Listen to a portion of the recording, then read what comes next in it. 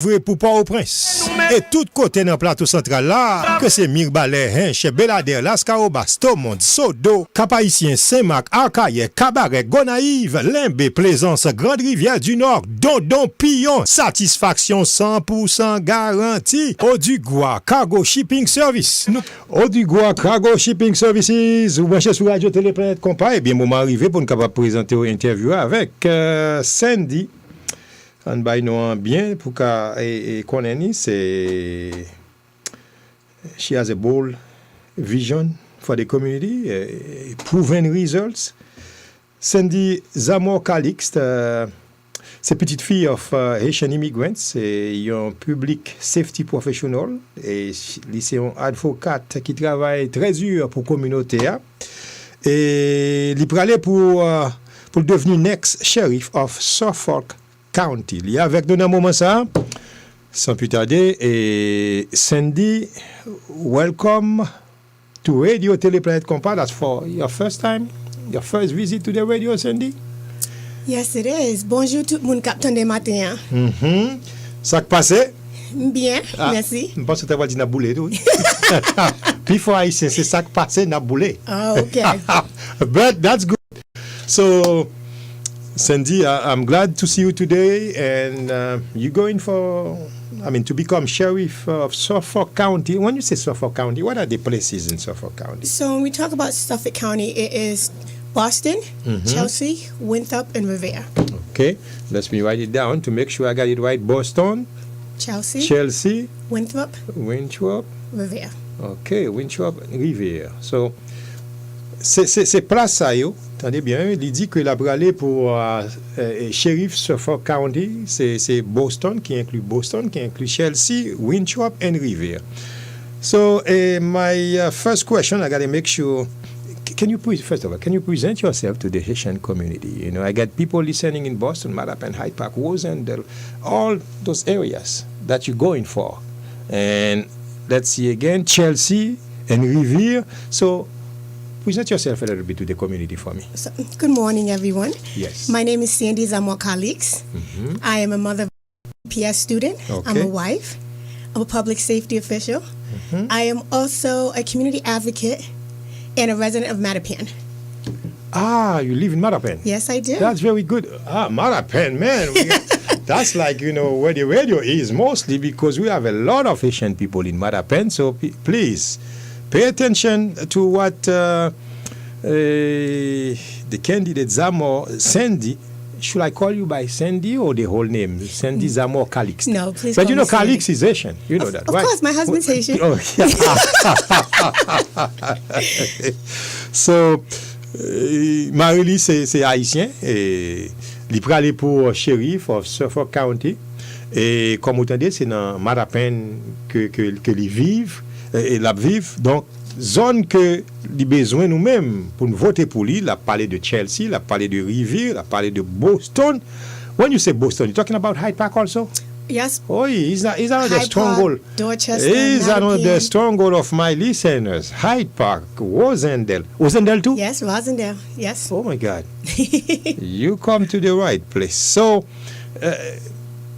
how long, when I say to present yourself, sorry, you were starting and then I stopped you as a matter of fact. You want to finish up? But when you say Mattapan, that's what catch my attention. Go ahead, you can finish. So I was previously employed with the Suffolk County Sheriff's Department. I had been there for 16 years. Wow. Working behind the scenes. Okay. To make it more transparent, equitable, and community-centered.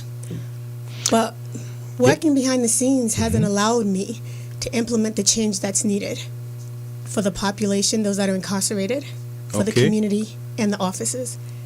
So I opted to resign my position and run for the seat. Wow. L'a travaille depuis 16 ans dans... Let's bring the camera on so people can see us. Yes, that's right.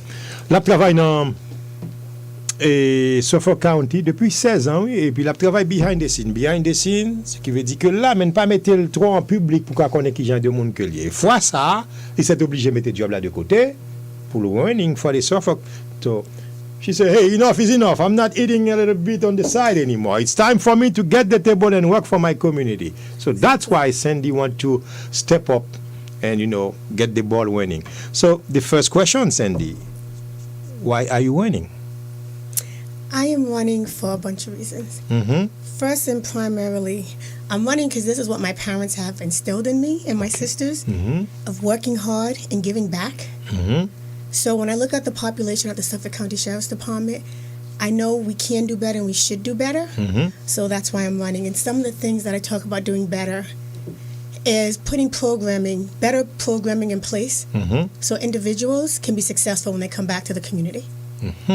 So, Mandeli, pour qui ça que il est devenu Suffolk County shérif?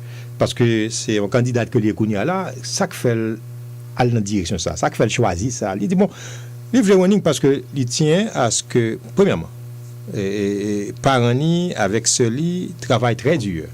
Et il connaît aussi dans la communauté a travail dur pour cela. Et il connaît que il a fait mieux. Nous-mêmes tout nous a fait mieux. Eh bien, il peut mettre une série de programmes sous pied pour capable aider la communauté à aller de l'avant. So that's one of the reasons that you are winning. But what drive you to serve? Qui ça poussé à servir kounya là? Well, driving to serve, again, is just something that we've been raised on, all of us. My mother and father have always given back, always helped individuals that may have been less fortunate.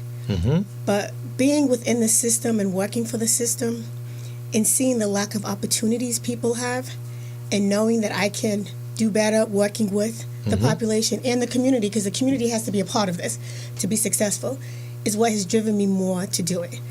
I mean, it wasn't easy because my comfort zone is behind the scenes, but I'm extremely passionate about corrections. So now you got to be up there now. You got to be in front of people. So that Exactly. means you will be the one everybody got to focus on.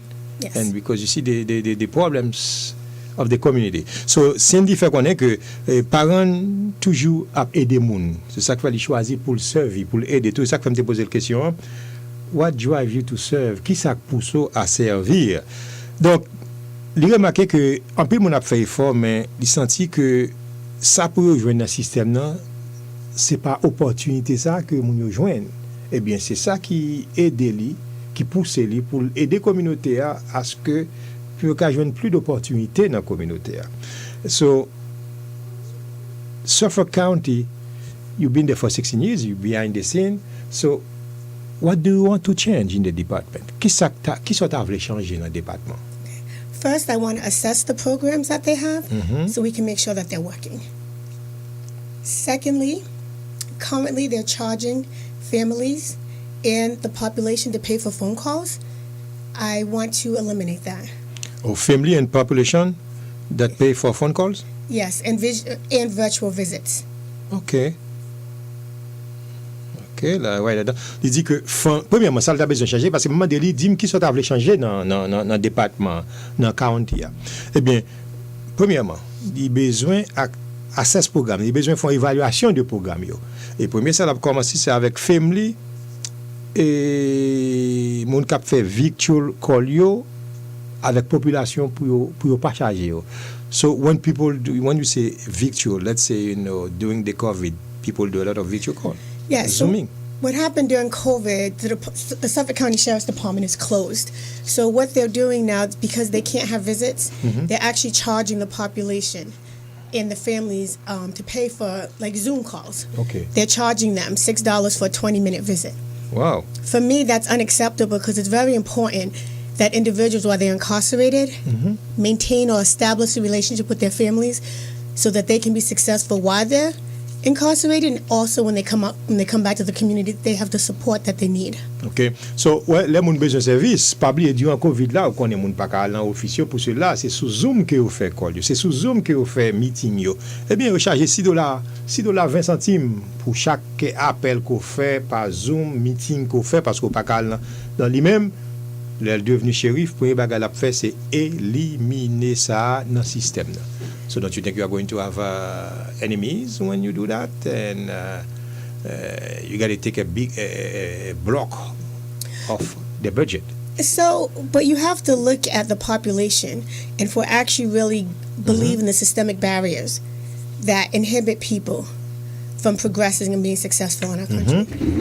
And right about now, it costs $70,000 a year to incarcerate someone. Yes. So we have to do the best that we can so individuals don't continually come back, reoffend, and come back and forth.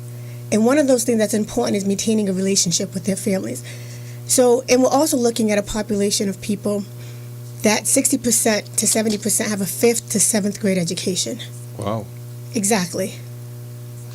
Il dit que yon l'autre changement que le terme fait pas garder bien population que observé que Suffolk County observé 60% là-dedans yo c'est 7th grade education qui ont gagné. That's mean these people do not go that far then. The problem with that is that that's not a legal age you can drop out of school. So therefore they've been denied the services that they need to be successful. So that needs to be looked at, it needs to be spoken on. Because we're continually talking about second chances, but we have to also talk about individuals that are not getting a first chance. Yes, nous toujours parlé dans la vie que nous avons besoin de deuxième chance. Quel que soit mon nom, pour réussir dans la vie, nous avons besoin de deuxième chance. Mais pour deuxième chance, il y a un pile dans nous. Il y a un pile dans nous qui pas jouer une première chance là. Donc, toute bagarre doit commencer par le commencement. Pour commencer par le commencement, il commence avec Sandy qui prend une décision pour qu'il faire un step forward, a giant step forward. Pour capable retirer 60% ça pour être capable vin less et nous capable gain plus monde qui éduqué tout dans Suffolk County. So that's the second change you got to do. Do you have other changes? Yes, I do. I want to implement evidence-based programming. Okay. Such as explicit bias training in the academy. Okay. And what is that then? Implicit and explicit?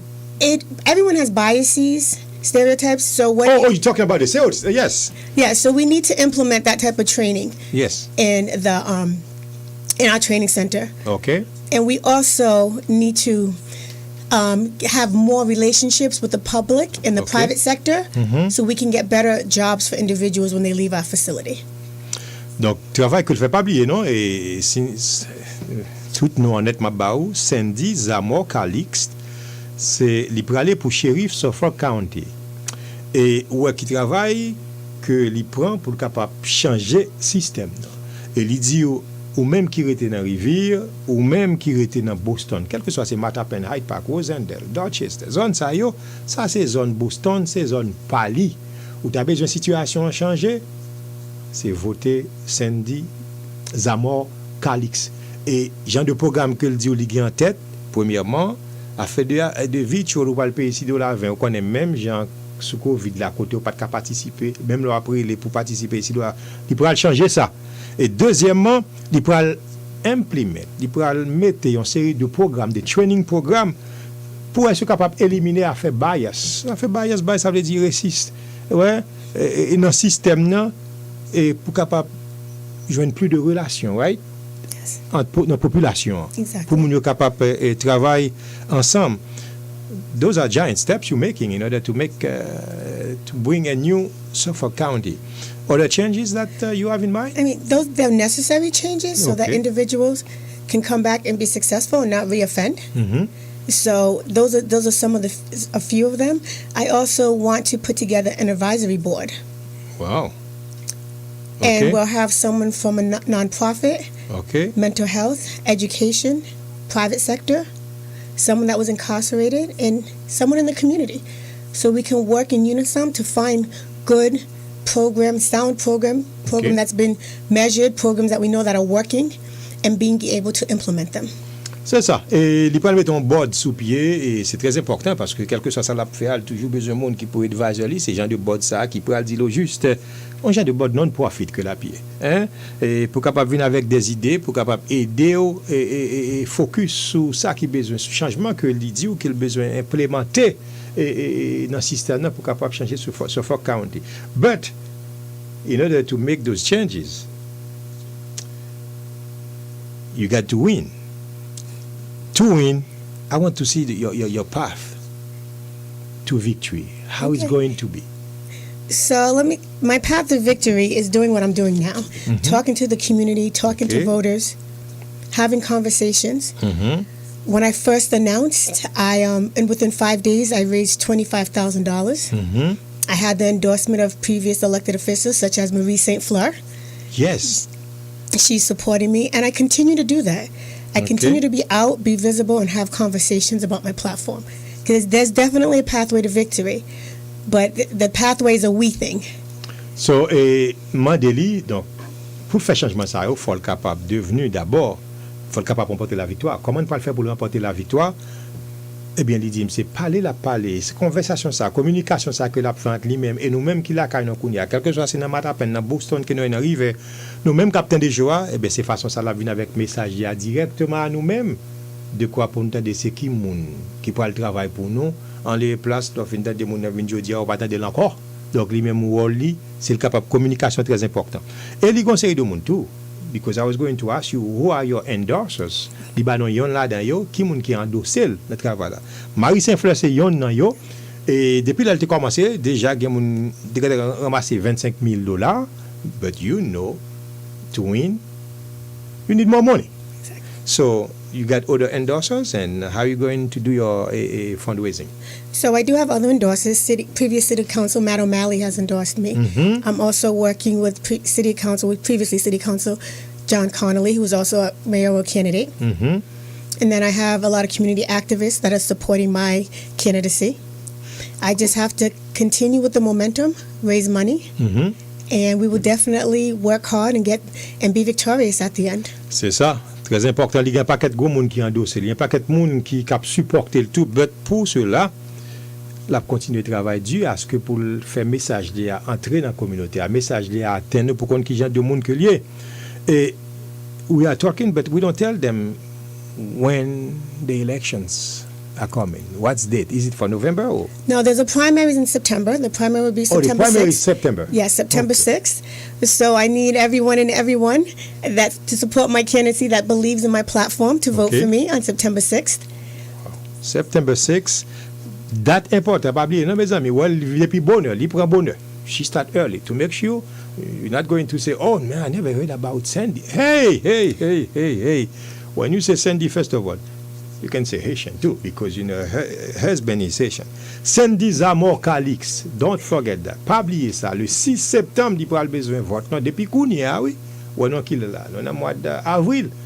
Il dit qu'il veut juin, prépare octobre. C'est ça? Eh bien, lui-même, ouais, depuis, pour remporter la victoire le 6 septembre, il commence depuis qu'on y a pour l'atteindre, pour parler avec nous. Et le September 6, but people can start registering right now? Yes, if people would go to sandyforsheriff.com. Yes. And they can sign up to volunteer. Uh-huh. They could also sign up, they could also make a donation. No donation is too small. That's it. So because once more people donate, it shows that I have the community support. That's so it. It's not really about the amount of the donation, it's about how many donations. Yes. That's what is the maximum? The maximum is $1,000. Okay. So 1,000 is the maximum. Why they always talk about 1,000? Well, those guys has the rich friends. I heard those rich friends always bring others, and then they do. Bring it up. But so you're looking at the population we serve. We look at how many races are going on right now. Okay. It's a little bit harder, but it's doable. They don't want people to spend more than $1,000. No, you cannot. That's but why. I'm happy and content with the fact that I've raised almost $50,000 grassroots, meaning $2,500 donations, because it shows us that I have that support. Okay. So, ça fait depuis qu'on a commencé bonheur. Et meilleure façon pour le remporter victoire, faut supporter le tout, faut by donation. Donation, vous pouvez aller dans Sandy, SANDY, for sheriff, FORSHERIFF.com. They pouvez aller online, but the senior citizen I have, they don't go too much online though. So, is there a place somewhere they can send their checks or something? Can they do that? Yes, we do. We do have a P.O. box where they can send their checks to. That's it. I'm talking to my people too. I mean, we know these days, the new generation, can help them out. But they like to send the envelope to you. So I will definitely give you that information, the P.O. box, so you can put that up where they can send it. But we are beginning to open up. Okay. So trust everyone will see me. Yes, I will be yes. out there talking to people representing the campaign. So hopefully I'll be able to meet some of your viewers that were not able to go online to donate. But we will most definitely give them the P.O. box to send it to. OK. Ouais, ça le dit, Kounia là, et comme Mounio a rencontré avec Mounio, mais c'est très important parce que durant Covid, pas de rencontrer avec Moun, c'est de loin pour faire campagne. Kounia là, fait campagne de près. Eh bien, là, bon, P.O. box, tout de quoi, ou même, si que la facile pour vous, sous sandyforsheriff.com. Depuis la plus facile pour vous, sandyforsheriff.com, by donation pour capable supporter campagne. L'autre façon capable supporter tout, pour les gens qui parlent online, la bon P.O. box. La P.O. box, what is it again? P.O. box? I believe Ben, my deputy campaign manager, should be sending it to you right now. We just recently got it. My apologies. He's on the move, trying to send it to me, hopefully, and then I think he sent that to me, if I'm not mistaken. Yes, Benny, campaign follow-up. It's not there yet, but not by your tale comme ça. So jeanmarius268 at gmail.com. I think I already have it here. So Samabdi, Sandy is going to be, I hope so, the new sheriff in town. You guys from Revere, from Boston, and Winthrop, and I can say also Revere, Chelsea, Boston, Winthrop. So, la besoin aide non de quoi pour capable devenir shérif pour Suffolk County, et nous connaissons que la travail dur pour ça. La besoin volontaire, la besoin volontaire pour aider le fait travail là. So since when, I mean, you starting when for people to bring the signs, to hold signs for you? There is a name they call the View or something. Oh, standouts. Yes. When can they start doing that for you? So what we're doing now is, now that we're beginning to open up, we're making phone calls if individuals want to help to call other voters. And I'm also going to begin door knocking, walking in the community, knocking on people's doors to meet voters, so I can let them know about me and my platform and why I'm so passionate about corrections. So we're moving into that phase. Probably more towards summer, we'll begin doing standouts and stuff like that. But right now, door knocking, making phone calls, and getting signatures to get on the ballot. So, Kounia là, c'est frapper dans la porte, de quoi pour faire mounio, pour présenter la mounio. Et deuxièmement, c'est faire appel. Appel là, c'est une façon pour le reach, pour atteindre moun tout. Donc, ou même qui a besoin volontaire pour Sandy, bon, c'est bien ça, livrer le point par texte rapidement. Ou capable relais Sandy et téléphone headquarters. In case if people need the headquarter phone number in order to call to be a volunteer. So, ou kon numéro à tout, bien manager vol point kounya tout. He's going to send you his number right now. Man, the manager is gold. He knows everything, my friend. He regulates everything. My calendar, my don't know why you are the manager, sir. Definitely. He stays on top of everything. That's it. Et ou tu as besoin de vos donations, capable de faire ça pour Zamor Calixte Committee. Zamor Calixte Committee, ou capable d'écrire dans chèque là, CTE. Zamor Calixte. Committee to elect. Yes. Committee to elect. Sandy Zamor Calixte. Sandy Zamor Calixte. Voyez dans P.O. Box 26016 2600016. Il est dans 1602 Blue Hill Avenue dans Madapen. Ouais, tout près nous là. Hein? Et si vous voulez tout que marcher à le déposer dans le mailbox là, parce que Madapen non, c'est là That is true. C'est là deux pas là. Et puis, pas besoin de devenir volontaire pour Sandy. Vous capable de 857 258 73 78. Ma pour prendre 857 258 73 78. Et puis, manager, et comme elle le sait quoi, et des campaign manager. Vous capable de les campaign, c'est Benny Thomas. He's Asian too. Yes, he is. Oh, Benny, I see. It's easy to remember when you say Thomas, Calixte, my name is, Harold, but they always put a Jean for Haitian people. Jean-Charles, Jean-Pierre. I'm surprised they don't put Jean Benny Thomas in your That's okay. Vous capable les managers, s'il vous plaît, dans 857 258 73 78, parce que pas du 8 là, 73 78. Et email tout. Benny at sandyforsheriff.com. Benny, BENNY at sandyforsheriff.com. Donc, pour participer. Donc, il était 3 minutes 41 secondes et Par contre, si son amis là, que tu as besoin de saluer Sandy, you want to take a phone call? Of course. Just take one. Let's see. Monsieur, c'est moun qui dans la zone côtoyée, et soit Madame Hyde Park. Allô, bonjour, comment y est? Bonjour, directeur porte-parole, nous, c'est Ligue Bouche Noire. Merci. On va parler à magistrat femme. Andy m'a connaît. Sandy, that's Sandy Zamor Calixte. Il a mon papier pour me voter pour l'île de Vigny.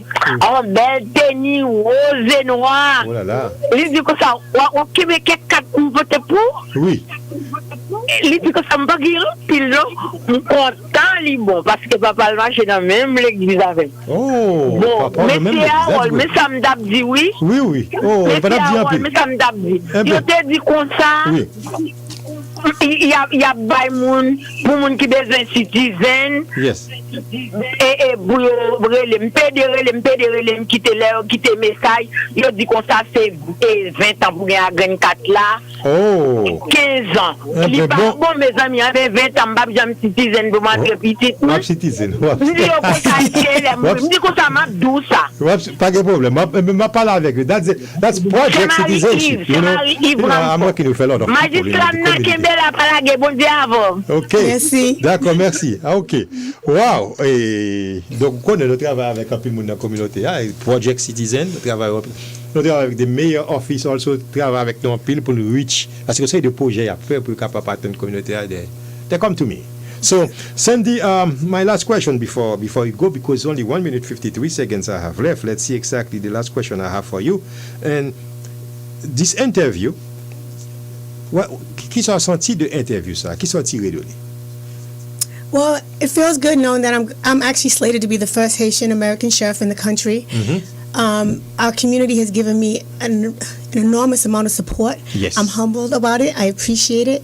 I thank them for it. Yes. And I hope we can continue to join forces. I thank you for allowing me the opportunity to speak with everyone. The microphone is there of the radio is there anytime you want to. Well, Miss Pim, yes. But I have to say you get a great smile. I want you to keep smiling like that when you reach the voter. Voters like that, you know? This is my smile. It's not going anywhere. That's it. I've always had a big smile. Thank you. Sandy like to smile. So that's what I say. When you reach voter, you don't want to say, oh my God. Not friendly. Donc, Cindy is very friendly. And ça fait me content, Cindy, que on va aller pour shérif Suffolk County.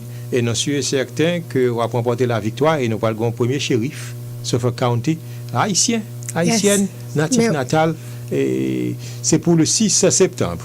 Donc depuis qu'on y a commencé, monsieur certain de l'avenir, il y a capable de des informations de vous-même. Donc micro là, n'importe là, vous voulez passer message, nous pas de problème, nous là pour ça. Merci, m'a retourner. Et surtout nous avons une grosse victoire que nous se prenons là avec des city council et Louis-Jean. That's it. Louis-Jean. Bon, merci oui et Sandy, Kembe Femme et puis on a continué le travail pour make sure nous remporter victoire le 6 septembre. Merci. Merci un peu. All right, guys, restez branchés, la prière dans un instant. Merci. A marqué goal. Toute la journée, m'a dominé. Toute la nuit, moi, va jamais dormir. Avec vous, planète compas, moi connais. Moi connais l'elle pas le faire soleil éclairé, la neige pas tomber. Moi connais l'elle pas le faire chaud, l'elle pas le faire frais. Moi connais Nouvelle Haïti, tant qu'on a tout notre pays. Moi connais toute activité religion, organisation, tant qu'on activité plaisir. Moi connais artistes, ministres, Andréis, Maris, gratis. Moi connais au numéro 1 mètre terrain. Moi connais yo connais nous tout connais planète. C'est ou même cap mené. Hey boss papa, gen un bagay oublié di oui. Ou pas qu'on dit bon Dieu bon non. Bon anglais a. God is good all the time. Chèvre pour pas jouer, ça vite pas camper. En pile ti moun sous dos, faut aller chercher la vie.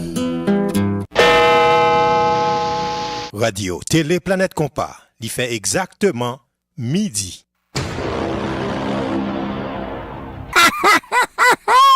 Aïe. Zayon, ça ou gen ou appris que ou content comme ça, ou ap mené, bagay yo marché. Zami, c'est pas un bon non frère. C'est Franck, oui m'a passé dans bêtise. Cap conseiller oh oui pour m'entendre radio haïtien. Moi même ça. Côté m'geta pour m'perdre d'entendre moun sa yo. Moi pas caché dire c'est ak étranger seulement moi dit bagay haïtien. Moi même oui. Pas senti yo. Zion, si maman ou papa ou te dit même j'avais ou pas ta plage aujourd'hui. C'est produit haïtien qui levé ou qui grandit ou qui kembe ou qui fait au devenu moun ou yé aujourd'hui. Pour aucune raison pas de renier racine ou quand on sorti. Ou a fait étranger risoudo, pas respecter ou, coûter radio ak télévision haïtien, acheter dans restaurant ak dans boutique haïtien. C'est